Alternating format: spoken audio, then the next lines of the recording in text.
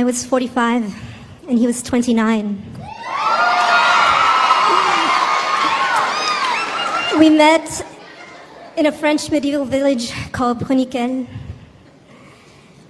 And after 4 days of debate, I decided to go out with him. I couldn't resist him. He was the most extraordinary partner I have ever had. He was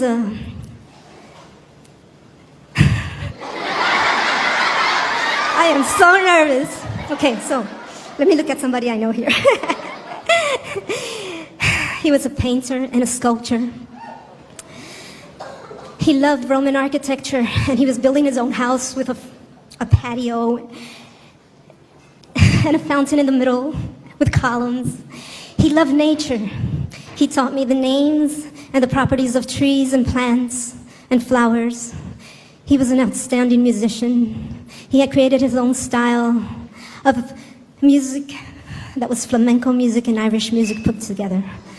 And when he played that music, it had delicious, indecent effects on me. Everything about him was exceptional. I couldn't believe that a man of his age and beauty and talent could be free and even more be interested in a woman of my age. As time went by, he was more and more exceptional. I couldn't understand really what was happening. We traveled a lot.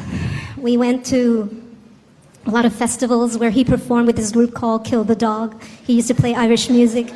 We used to go up and climb in these old churches. He used to have this key ring with old keys that would go into any church, and I'd open, and we'd sneak inside and look at the paintings, and I always wanted to make love in there. And so he started calling me Puerquito. That means little pig in Spanish, because he said that I was defiling all the holy places of France.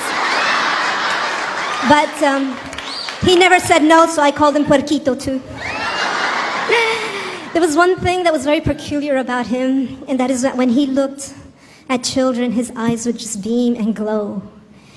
And one day it suddenly dawned on me, and I said, Jean-Michel, do you want to have children? And he said, yes, of course. I would have plugged them into the sun. He just beamed. And at that moment, I just said, oh my God, my heart just stopped. You ever seen Iron Man when he puts on his suit? It was that was my heart. I just barricaded my heart. My heart stopped. I knew that it was the end. At that moment, I knew that it was the end. You see, I had had 2 children of my own. They were already grown up. I loved my freedom and I loved my life.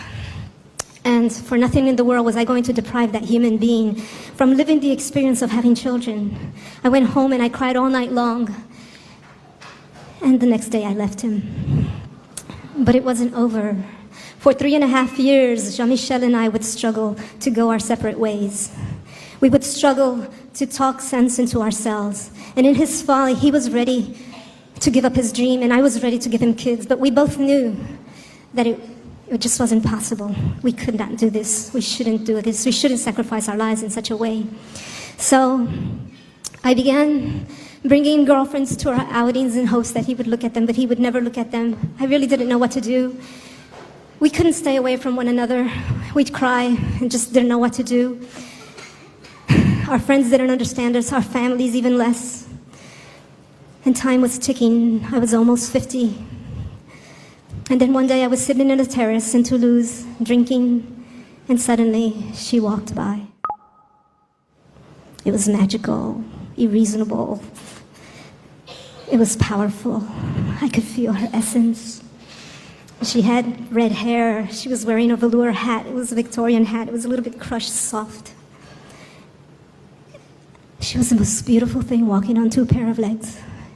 And I walked up to her and started a conversation with her. She was an author for children's books. And for 4 weeks, I entertained a unique relationship with her until the day that I invited her to come and see and meet my friend, Jean-Michel. When they crossed, when their eyes met, and I saw his smile, I knew that it was good. It was good. It was good. I had arranged for a girlfriend to call me and tell me there was an emergency so that I could leave. He knew. And I hugged him. He hugged me. He wouldn't let me go. he said to me, don't leave me. But I just said, just be free. Make your dreams come true. Be free. Even without me, just be free. So I turned around to never return. I walked away. They called me the next day. They called me dozens of times. I changed my phone. I moved away, and I didn't see him for 4 years until one day I took the phone and I picked up the phone and called him and told him I was coming. He was exposing in a nearby village. And as I walked into the gallery, I saw that 4 years had gone by, and this beautiful little redhead came running out with curly hair. And she ran towards me as if she had known me all her life, with the beautiful green eyes. And she said to me in French, "C'est toi la fée, c'est toi la fée." That means, "Are you the fairy